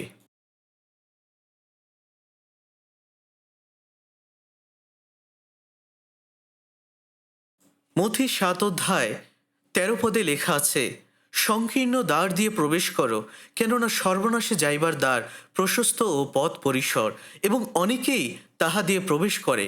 কেননা জীবনে যাইবার দ্বার সংকীর্ণ ও পথ দুর্গম, এবং অল্প লোকেই তাহা পায়। সংকীর্ণ দ্বার এবং জীবনে যাবার দ্বারের পথ খুবই দুর্গম, এবং অল্প লোকই তা পায়। আমি অনেক দিন ধরে এটাই চিন্তা করতাম যে সংকীর্ণ দ্বার এবং প্রশস্ত দ্বার হলো যারা বিশ্বাসী এবং বিশ্বাসী না, কিন্তু এটা আসলে সম্পূর্ণভাবে সঠিক নয়। কিন্তু আপনি যদি এই অধ্যায়টি পড়েন, ২১ পদে লেখা আছে, যাহারা আমাকে হে প্রভু হে প্রভু বলে, তাহারা সকলেই যে স্বর্গরাজ্যে প্রবেশ করিতে পারিবে এমন নয়, কিন্তু যে ব্যক্তি আমার স্বর্গস্থ পিতার ইচ্ছা পালন করে সেই পারিবে। পৃথিবীতে এমন অনেক বিশ্বাসী রয়েছে যারা ঈশ্বরকে প্রভু বলছে। তারা খুব সকালে উঠে প্রার্থনা করছে, তারা সারা রাত ধরে প্রার্থনা করছে, তারা উপবাস সহকারে প্রার্থনা করছে, এমনকি তারা অনেক পরিশ্রম করছে, তারা ঈশ্বরের কাছে উপহার দিচ্ছে, এমনকি অনেকে আত্মিক উপহার পাচ্ছে, তারা ভাববাণী বলছে, তারা পরভাষায় কথা বলছে, এমনকি তারা রোগীকে সুস্থ করছে। কিন্তু যীশুখ্রিস্ট বলেছেন, সেই দিন অনেকে আমাকে বলিবে, হে প্রভু হে প্রভু, আপনার নামেই আমরা কি ভাববাণী বলি নাই? আমরা কি আপনার মণ্ডলীর জন্য পাস্টর, ইভাঞ্জেলিস্ট, মিশনারি এবং টিচার ছিলাম না? এখানে বলা হয়েছে আপনার নামে কি আমরা ভাববাণী বলি নাই?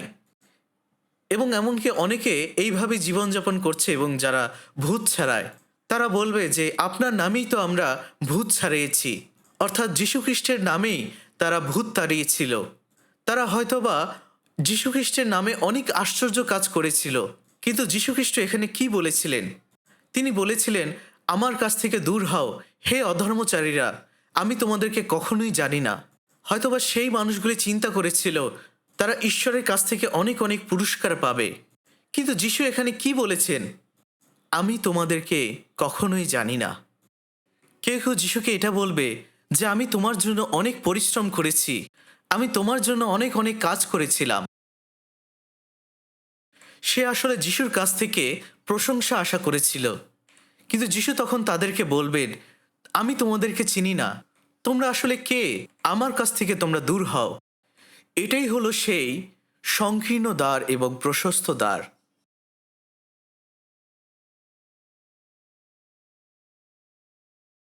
সংকীর্ণ দ্বার এবং প্রশস্ত দ্বার দিয়ে বিশ্বাসী এবং অবিশ্বাসীদের পার্থক্য করা হয় না।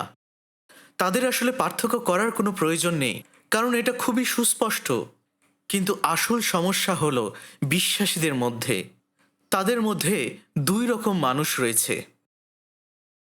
কইন এবং হেবল দুজনই ঈশ্বরের উদ্দেশ্যে উৎসর্গ করেছিল, কিন্তু হেবলের উৎসর্গ ঈশ্বর গ্রহণ করেছিলেন। কইনের উৎসর্গ ঈশ্বর গ্রহণ করেননি। তিনি একজনকে সম্মান দিয়েছিলেন, আরেকজনকে নয়। যিহুদিরা ঈশ্বরের প্রতি কতটা উদ্যোগী ছিল! তারা ঈশ্বরের ব্যবস্থাকে পালন করার জন্য সর্বোচ্চ চেষ্টা করত। তারা কঠোরভাবে পরিশ্রম করত ঈশ্বরের 10 আজ্ঞা পালন করার, বিশ্রামবার পালন করার, এবং তারা দশমাংশ দিত। তারা খুবই উদ্যোগী ছিল। এরপরেও তারা যীশুখ্রিস্টকে অস্বীকার করেছিল। এটা আসলে কতটা সংগতিপূর্ণ বিষয়!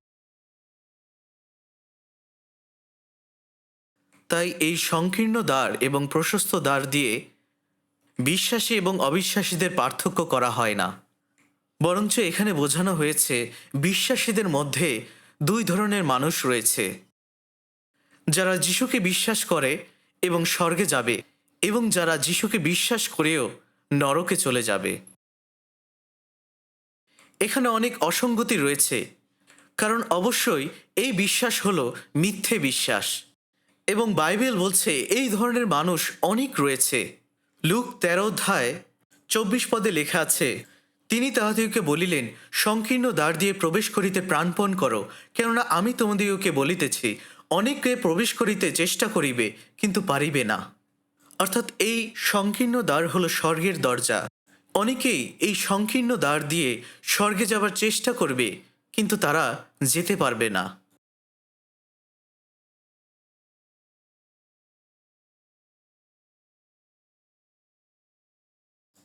এই বর্তমান সময় হলো খ্রিস্টিয়ানদের জন্য স্বর্ণময় যুগ।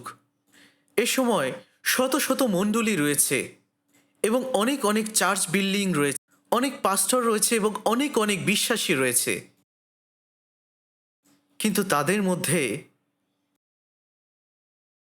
কতজন মানুষকে ঈশ্বর চিনবেন? গীতসংহিতা 1 অধ্যায়ে বলা হয়েছে, সদাপ্রভু ধার্মিকদের পথ জানেন। কতজন মানুষকে ঈশ্বর জানেন? এবং কতজন মানুষ সত্যি ঈশ্বরের দ্বারা পরিচালিত হচ্ছে?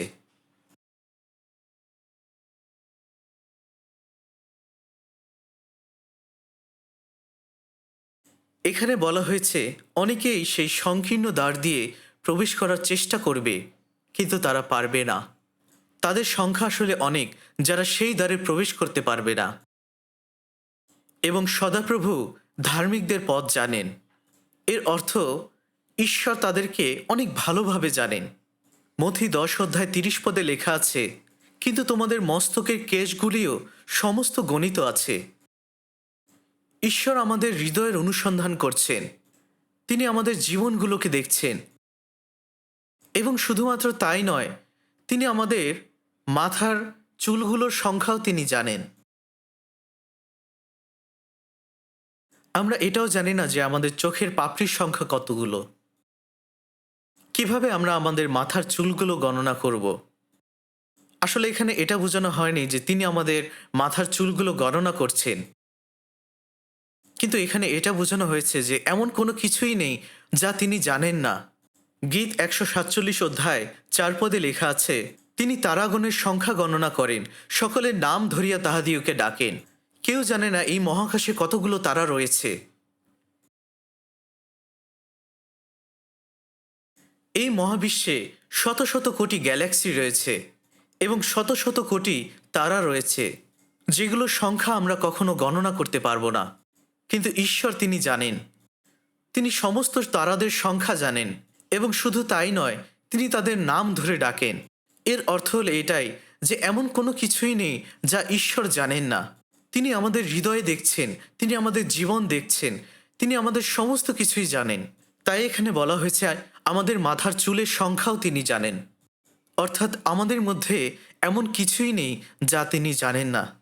আমরা যা কিছু করছি সমস্ত কিছুই তিনি দেখছেন।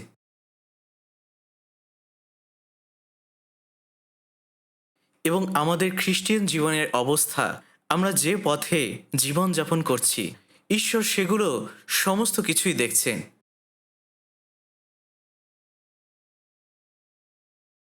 ঈশ্বরের চোখ আমাদের উপরে আছে এবং তিনি এক মুহূর্তের জন্য বিশ্রাম নেন না। তিনি আমাদেরকে প্রতিনিয়ত দেখছেন।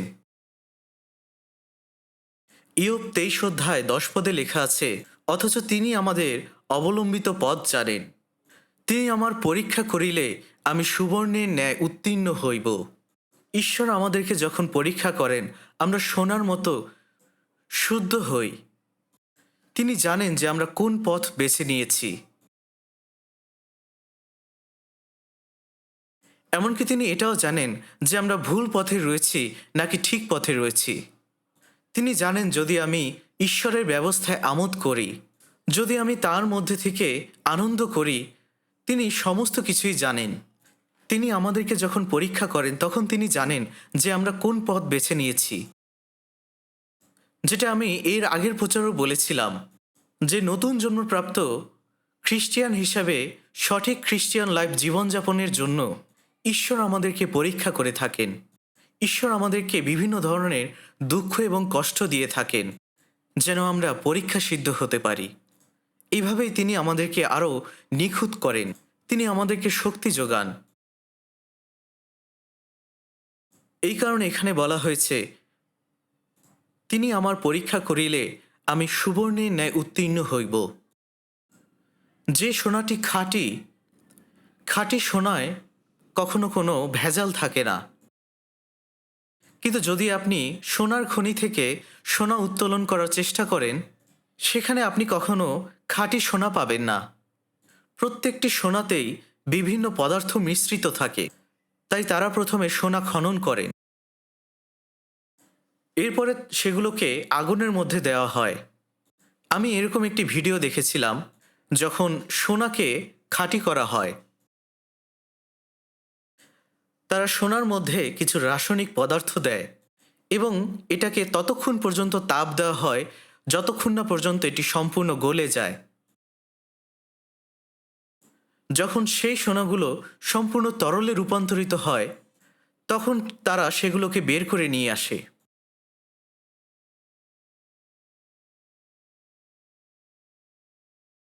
এরপরে তারা সেটিকে একটি ধাতব পদার্থের উপরে রাখে এবং সেটিকে ঘুরিয়ে ঘুরিয়ে হাতুড়ি দিয়ে আঘাত করতে থাকে এবং আস্তে আস্তে সেটা কাগজের থেকেও পাতলা হয়ে যায়। কিন্তু সেই সময় যদি সেই সোনার মধ্যে ভেজাল থাকে, তা তখনই ভেঙে যায় এবং তারা আবার সেটিকে আগুনের মধ্যে ফেলে দেয়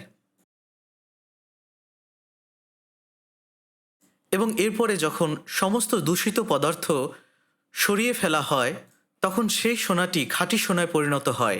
তাই সোনাকে এভাবে আগুনের মধ্যে রাখা হয় এবং এরপরে পানি ঢালা হয় এবং তারপরে হাতুড়ি দিয়ে আঘাত করা হয়। ঠিক যেভাবে সোনাকে খাঁটি করা হয়, ঈশ্বর আমাদেরকেও একইভাবে পরীক্ষা করেন যেন আমরাও সোনার মতো খাঁটি হতে পারি, যেন আমরা ঈশ্বরের গৌরবের মধ্যে প্রবেশ করার জন্য উপযুক্ত হই। ঈশ্বর ধার্মিকদের পথ জানেন এবং তিনি আমাদেরকে সর্বসময় দেখছেন। আমাদের সমস্ত কিছু তার জানা রয়েছে। আমাদের এটা বলার দরকার নেই যে প্রভু আমি তোমার জন্য এটা করেছি। অবশ্যই তিনি সমস্ত কিছুই জানেন, কিন্তু কখন তিনি বলবেন আমি তোমাদেরকে কখনোই জানি না।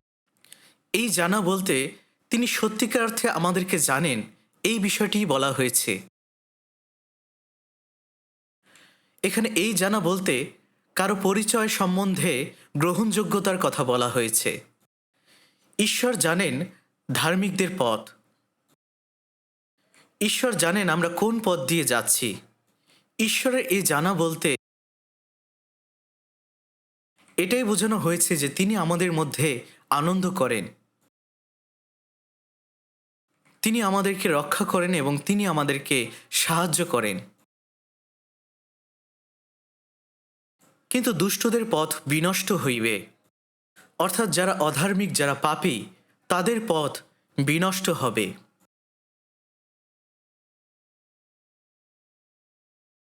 ধার্মিকের পথ হল গৌরবের পথ, কিন্তু অধার্মিকের পথ, দুষ্টের পথ হল ধ্বংসের পথ। যে পথ চলে গেছে বিনষ্টের দিকে। তাই মথি 25 অধ্যায় 34 পদে লেখা আছে, তখন রাজা আপনার দক্ষিণ দিকে স্থিত লোকদিওকে বলিবেন, আইসো আমার পিতার আশীর্বাদ পাত্রেরা, জগতের পত্তনবধি যে রাজ্য তোমাদের জন্য প্রস্তুত করা গিয়াছে তাহার অধিকারী হও। এবং 41 অধ্যায় লেখা আছে, পরে তিনি বাম দিকে স্থিত লোকদিগকেও বলিবেন, ওহে শাপগ্রস্ত লোক সকল, আমার নিকট হইতে দূর হও, দিয়াবলের ও তাহার দূতগণের জন্য যে অনন্ত অগ্নি প্রস্তুত করা গিয়াছে তাহার মধ্যে যাও। ধার্মিকেরা অনন্তকালীন স্বর্গরাজ্যে প্রবেশ করবে, এবং যারা অধার্মিক তাদেরকে অভিশাপগ্রস্ত করা হবে। এবং শয়তান ও তার দূতগণের জন্য যে অনন্ত অগ্নি প্রস্তুত করা হয়েছে তার মধ্যে তাকে নিক্ষেপ করা হবে।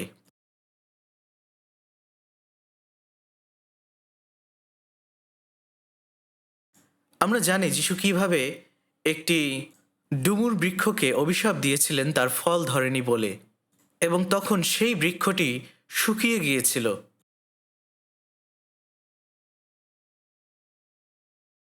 সেই ডুমুর গাছটির কি বড় পাপ হয়েছিল যার কারণে তার এই পরিণতি হয়েছিল। আমি একটি বই পড়েছিলাম একজন দার্শনিকের, তার নাম বার্ট্রান্ড রাসেল। তিনি কিশোর বয়সে তার মা বাবাকে হারিয়েছিলেন, এবং তিনি তার দিদিমার কাছে মানুষ হয়েছিলেন, যিনি একজন খুব উদ্যোগী খ্রিস্টিয়ান ছিলেন। কিন্তু বার্ট্রান্ড রাসেল তিনি ঈশ্বরকে বিশ্বাস করেননি, এমনকি তিনি শেষ পর্যন্ত ঈশ্বরকে বিশ্বাস করেননি। এবং তিনি একটি বই লিখেছিলেন, সে বইতে তিনি এটা বলেছিলেন যে কেন তিনি খ্রিস্টিয়ান নন, কেন তিনি ঈশ্বরকে বিশ্বাস করেন না।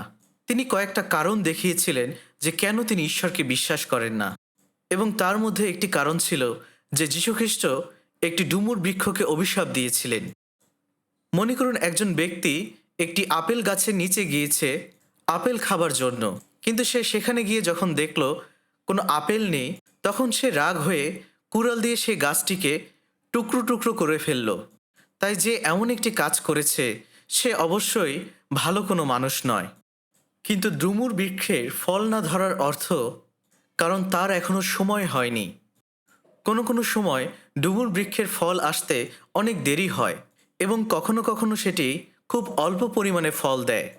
কিন্তু সেই গাছটির একটি সমস্যা ছিল, যে ডুমুর গাছটিতে ফল ধরেনি তাকে অভিশাপ দেওয়া এবং সেই গাছটি শুকিয়ে যাওয়ার অর্থ হলো, এখানে ঈশ্বরের মনোনীত লোকদের কথা বলা হয়েছে, যারা নিজেদের নিয়ে অনেক গর্ব করে যে তাদের অনেক পাতা রয়েছে, কিন্তু আসলে তাদের ঈশ্বরের গৌরব করার জন্য কোনো ফল নেই। যীশুখ্রিস্ট এখানে সেই ইসরায়েল লোকদের কথা বলছেন, তাদেরকে তিনি এখানে অভিশাপ দিচ্ছেন। এবং ঠিক আমাদের ক্ষেত্রেও তাই। যদি আমরা ঈশ্বরের গৌরবের জন্য কোনো ফল ধরতে না পারি, তাহলে তিনি আমাদেরকে বিচার করবেন এবং আমাদেরকে অনন্তকালের জন্য নরকে নিক্ষেপ করা হবে। ঈশ্বর আমাদের পথ দেখেন, তিনি আমাদেরকে রক্ষা করেন।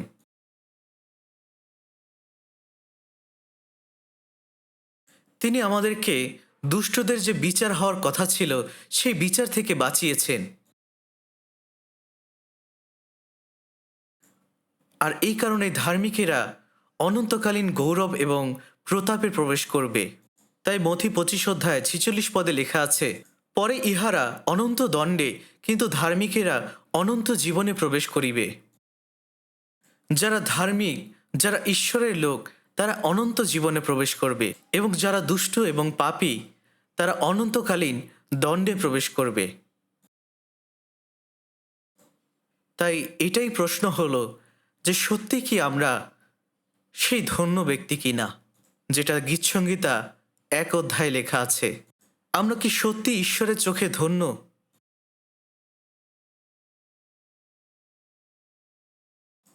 আমরা কি সত্যি সেই ধন্য ব্যক্তি যারা ঈশ্বরের ব্যবস্থায় আমোদ করি এবং তার ব্যবস্থা দিনরাত ধ্যান করি?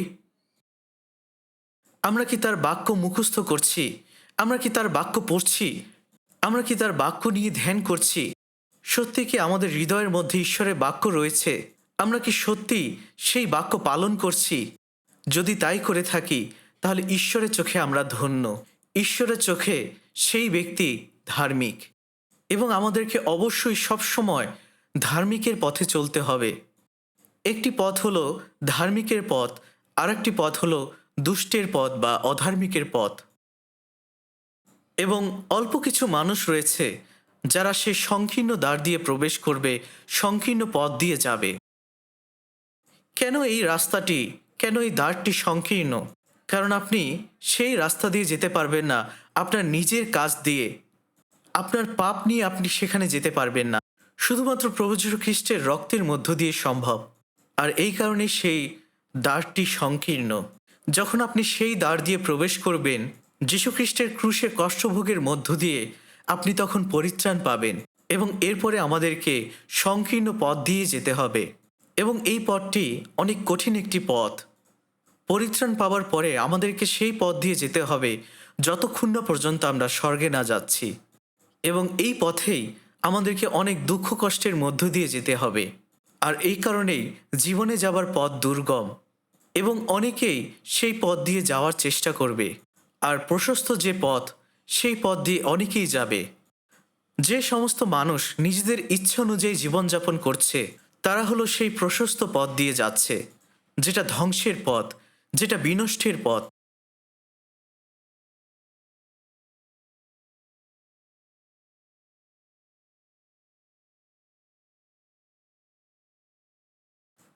তাই ধন্য ব্যক্তির পথ, ধার্মিকের পথ, ঈশ্বর তাদের সেই পথগুলো জানেন, তাদেরকে তিনি দেখছেন, তিনি তাদের জন্য আনন্দিত, এবং তিনি তাদের সাহায্য করেন। কিন্তু যারা অধার্মিক, তাদের পথ হলো বিনষ্টের পথ। তাই আমাদেরকে সবসময় ধন্য ব্যক্তির পাশেই দাঁড়াতে হবে, এবং ধার্মিকের পথ অনুযায়ী জীবনযাপন করতে হবে, যেন আমরা খুব দ্রুত ঈশ্বরের গৌরবের রাজ্যে প্রবেশ করতে পারি। আমাদেরকে অবশ্যই আমাদের জীবনকে ঈশ্বরের বাক্যের মধ্য দিয়ে প্রতিফলিত করতে হবে। সত্যি কি আমরা ঈশ্বরের বাধ্যতায় জীবনযাপন করছি কিনা? সত্যি কি আমি ধন্য ব্যক্তি কিনা? এবং আমি কি নিন্দুকদের সভায় বসছি কিনা? এই দুষ্ট মানুষ বলতে পৃথিবীর খারাপ মানুষদের বোঝানো হচ্ছে না। এখানে বোঝানো হয়েছে আমাদের পুরাতন পাপের স্বভাবকে, যেটা এখনো আমাদের মধ্যে রয়েছে, এবং শয়তানকে, যে আমাদের সবসময় প্রলোভনে ফেলছে যেন আমরা নিন্দুকদের সভায় বসি। এবং এখানে বলা হয়েছে যেন আমরা পাপীদের পথে না দাঁড়াই। যে লোকেরা ঈশ্বরের বাক্যের বিরুদ্ধে জীবনযাপন করছে, তারাই ঈশ্বরের চোখে পাপী। তাই ধন্য সেই ব্যক্তি যে পাপীদের পথে দাঁড়ায় না এবং নিন্দুকদের সভায় বসে না।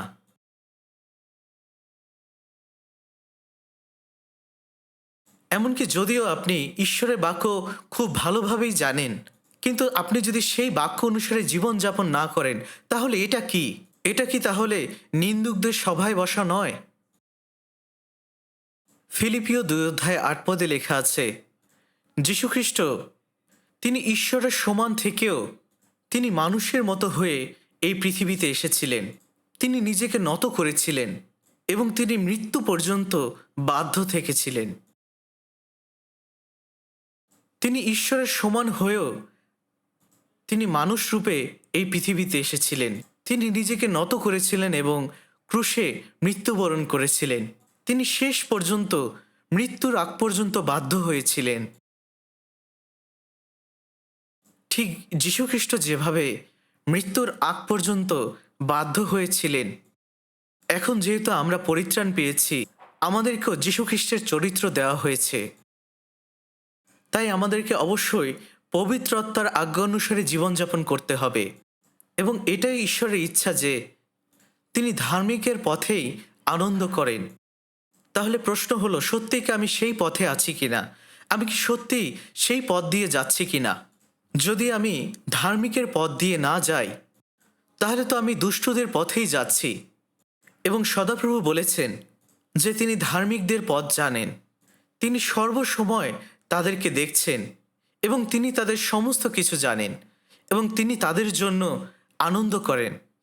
তিনি আমাদেরকে রক্ষা করবেন যতক্ষণ না পর্যন্ত আমরা তার অনন্ত রাজ্যে প্রবেশ না করছি, ততক্ষণ পর্যন্ত তিনি আমাদেরকে ধরে রাখবেন। তাই সবসময় গীতসংগীতে ১ অধ্যায় নিয়ে চিন্তা করবেন। এবং যেহেতু আমরা গীতসংগীতে ১ অধ্যায়টি অনেকবার পড়লাম এবং এই অধ্যায়টি খুবই ছোট, তাই আমি অনেকটাই নিশ্চিত যে আপনারা সবাই এখন এই অধ্যায়টি মুখস্থ করেছেন। তাই দয়া করে আপনারা এই বাক্যগুলো মুখস্থ করবেন যখন আপনারা হাঁটবেন এবং এই অধ্যায়গুলো নিয়ে চিন্তা করবেন যখন আপনারা ঘুমাতে যাবেন। তাহলে আপনাদের ঘুম ভালো হবে। আমরা যেন ঈশ্বরের বাক্যের মধ্য দিয়ে আমাদের নিজেদেরকে দেখি। আমরা দেখতে চাই সত্যি আমাদের মধ্যে কোনো ভুল রয়েছে কিনা, এমন কিছু রয়েছে কিনা যেটা আসলে ভণ্ডামি বা মিথ্যা, অথবা আমাদের মধ্যে কোনো ভুল রয়েছে কিনা। তাহলে আমরা সেই গাছটির মতো হব যেটি জলস্রোতের তীরে রোপিত। আমাদের অনেক পাতা থাকবে এবং আমরা কখনো ম্লান হব না এবং সঠিক সময় আমরা ফল দেব, যা ঈশ্বরের জন্য গৌরব হবে। এবং সেই সুন্দর ফল যেটা ঈশ্বরের গৌরব হবে তা আমরা জীবনে বহন করতে পারবো। তাই দয়া করে আপনারা এই মতো জীবনযাপন করুন। এবং খুব দ্রুতই এই বছরের সামার রিট্রিট শুরু হতে যাচ্ছে। এরপরে আমাদের স্প্রিং রিট্রিট, ফল রিট্রিট রয়েছে, কিন্তু সামার রিট্রিটটি হলো চার্চের মধ্যে সবথেকে বড় ইভেন্ট। আমাদের 7 রাউন্ডের সামার রিট্রিট হবে এবং প্রতি রাউন্ডে 10,000 লোক আসবে এবং প্রতি বছর সেই সংখ্যা বৃদ্ধি পাচ্ছে। তাই আমাদেরকে আমাদের কনস্ট্রাকশন কাজটি খুব দ্রুত সম্পন্ন করতে হবে। আমাদেরকে দ্রুত কনস্ট্রাকশনের কাজটি আবার শুরু করতে হবে। তাই আমরা যারা পরিত্রাণ পেয়েছি, আমরা যেন প্রত্যেকেই এক আত্মায় স্থির হতে পারি, যেন আমরা এক আত্মায় প্রার্থনা করি এবং সুসমাচার প্রচার করি। তখন ঈশ্বর তার কাজ পরিপূর্ণ করবেন অনেক হারানো আত্মা পরিত্রাণের মধ্য দিয়ে। তাই এই সামার রিট্রিটটি শুধুমাত্র যে পাস্টর বা ইভাঞ্জেলিস্টরা প্রচার করবে তা নয়, কিন্তু আমাদেরকে প্রত্যেককে এটা মনে রাখতে হবে যে আমরা প্রত্যেকেই প্রচারক। আমরা যা কিছুই করছি না কেন, হয়তোবা সেগুলো ভিন্ন ভিন্ন, কিন্তু আমাদের জীবনের একটাই উদ্দেশ্য, আর তা হলো সুসমাচার প্রচার করা। যদি আপনার সেই হৃদয় থাকে, তাহলে ঈশ্বর আমাদেরকে তাদের সাথে যোগ করবেন যারা পরিত্রাণ পেয়েছে। যদি আমরা এটা চাই যে এই সামার রিট্রিটে সবথেকে বেশি সংখ্যক মানুষ পরিত্রাণ লাভ করবে, তাহলে সেই ঘটনার জন্য আমাদেরকে অবশ্যই একাগ্রভাবে প্রার্থনা করতে হবে। যারা পরিত্রাণ পেয়েছে তারা যেন এক আত্মায় স্থির থাকতে পারে। এই কারণে আমাদেরকে একসাথে কাজ করতে হবে, ঈশ্বরের বাক্যে বাধ্য হতে হবে এবং ত্যাগ স্বীকার করতে হবে। যখন অনেক আত্মা পরিত্রাণ পাবে, যখন 15 অধ্যায় 8 পদে লেখা আছে, ইহাতে আমার পিতা মহিমান্বিত হন যে তোমরা প্রচুর ফলে ফলবান হও আর তোমরা আমার শিষ্য হইবে। যখন অনেক আত্মা পরিত্রাণ পায় তখন ঈশ্বর মহিমান্বিত হন এবং তখন এটাই সাক্ষ্য দেওয়া হয় যে আমরা যিশুর শিষ্য। তাই দয়া করে আপনারা প্রার্থনা করবেন যারা এই সামার রিট্রিটে উপস্থিত হবে, এবং দয়া করে আপনারা সমস্ত কিছু প্রস্তুত করুন তাদেরকে নিয়ে আসার জন্য। আসুন আমরা একসাথে প্রার্থনা করি। আমাদের প্রেমময় দয়াময় পিতা, যখন আমরা তোমাকে জানতাম না, তুমি আমাদেরকে প্রথমে ভালোবেসেছিলে। আমাদের প্রভু যীশু খ্রিস্ট আমাদের জন্য মৃত্যুবরণ করেছিল। তার বহুমূল্য রক্তের মধ্য দিয়ে আমাদের সমস্ত পাপ অনন্তকালের জন্য ধৌত হয়েছে, যেন আমরা কখনো বিচারের সামনে না যাই এবং অভিশপ্ত হই। পিতা, সত্যি তোমার অনন্তকালীন দয়ার জন্য তোমাকে অনেক অনেক ধন্যবাদ জানাই। পিতা, তুমি আমাদেরকে কিনে নিয়েছো, তাই আমাদের দেহ এবং আত্মা সমস্ত কিছু তোমার। পিতা, এ সময় তুমি আমাদেরকে পরিচালনা দান করো। যেন আমরা আমাদের বাকি জীবনটা তোমার আজ্ঞা অনুসারে চলতে পারি, তোমার বাক্যের বাধ্য হতে পারি এবং আমাদেরকে তোমার বাক্যের মধ্য দিয়ে এবং পবিত্র আত্মার মধ্য দিয়ে আরও বেশি নিখুঁত করে তোলো। সুসমাচার প্রচার করতে আমাদেরকে সাহায্য করো, যেন আমাদের পাশে যে অনেক হারানো আত্মাগুলো রয়েছে আমরা যেন জয় করতে পারি। পিতা, এই সামার রিট্রিটে অনেক হারানো আত্মাগুলো পরিত্রাণের মধ্য দিয়ে তোমার আশ্চর্য কাজ সাধন করো, যেন এই আত্মা পরিত্রাণের মধ্য দিয়ে তুমি মহিমান্বিত হও। পিতা, আমাদের প্রত্যেকটি ব্রাদার সিস্টারদের তুমি ব্যবহার করো। এই প্রার্থনা প্রভু যীশু খ্রিস্টের নামে চাই, আমিন।